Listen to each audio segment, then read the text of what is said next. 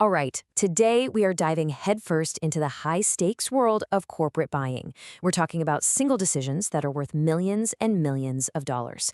So we're going to break down how the pros make these massive choices, and I'll give you a hint. It goes way beyond just finding the lowest price. Just to give you a sense of the scale here, the bids for the project we're looking at went all the way up to $18.5 million. Now, with that much money on the line, picking the wrong supplier isn't just a mistake, right? It's a full-blown catastrophe just waiting to happen. So that's the big question, isn't it? You've got three of the biggest, most respected names in the entire industry, and they're all fighting for one huge contract. How in the world do you pick the right one? Well, that is exactly what we are going to unpack right now. Okay, so let's get into the scenario for this $16 million decision. Picture this. A major energy company is building a brand new solar and battery hub. It's a huge project, and they need to buy the really complex, really critical electrical gear that connects the whole thing to the power grid. So before they do anything else, the buyer puts together this document. It's called a request for quotation, or an RFQ. You can think of it as the official rulebook for this entire process. It spells out exactly what they need. Not just the item and how many, but the hard deadline and some really key requirements, like this gear has to be IP65 rated, which basically means it's tough enough to survive desert dust storms and rain, and it has to meet the IEC 62443 cybersecurity standard, which is like a digital shield to prevent hacker attacks. And answering the call are three absolute titans of the industry. You've got the Swiss-Swedish giant ABB, the French multinational Schneider Electric, and the German powerhouse Siemens Energy. Now, any one of these companies could do the job, and that's what makes this choice so incredibly tough. All right, let's get to the bids and see how they actually stack up against each other.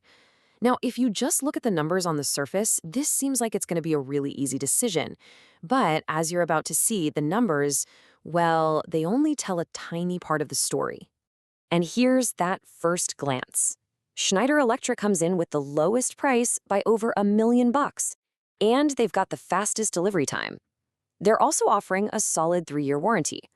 Looking at this slide alone, you think, okay, we're done here. Schneider's the obvious winner, right?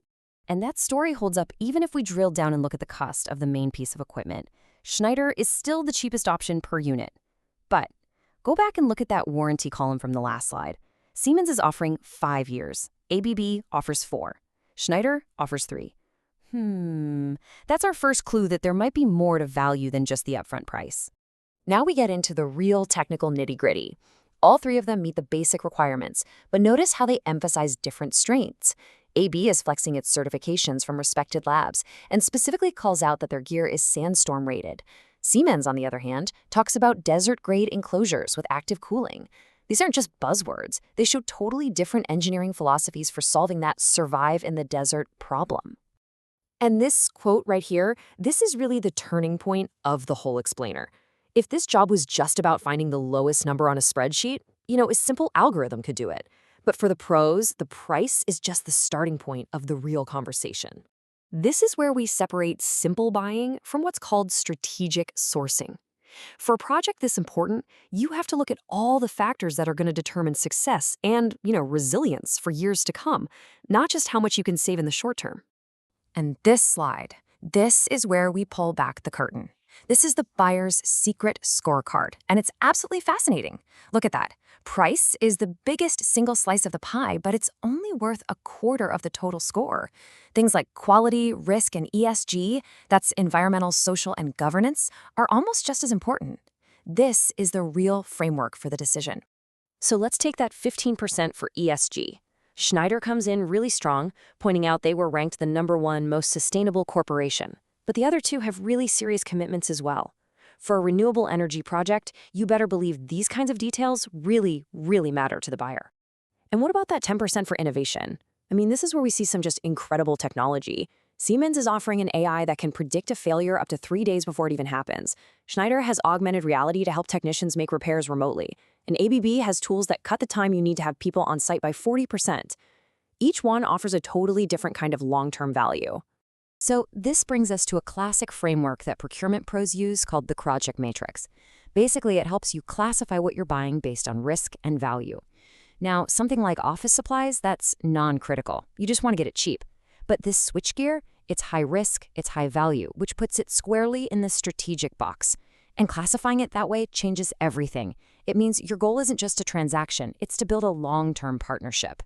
So here's the crucial points. You've got price, warranty, technical specs, ESG goals, and innovation all swirling around in the air. How on earth does a person weigh all of that fairly and make a choice that they can actually defend to their boss? Well, they use tools like this. Modern procurement teams are now using AI co-pilots or agents that are designed for this exact problem.